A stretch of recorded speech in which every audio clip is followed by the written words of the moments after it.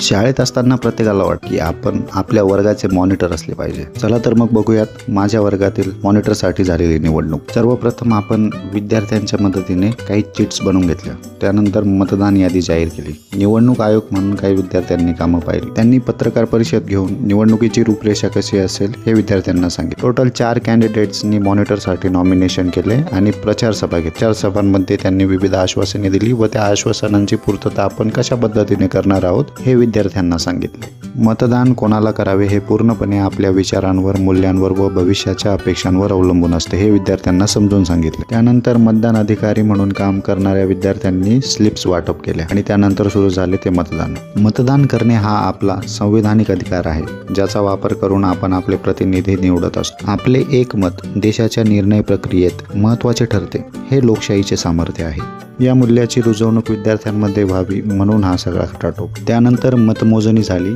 आणि आपल्या वर्गातील मॉनिटर निवडली गेली. अशा प्रकारे लोकशाहीचा हा छोटेखानी प्रयोग मी माझ्या वर्गात करून बघितला. धन्यवाद.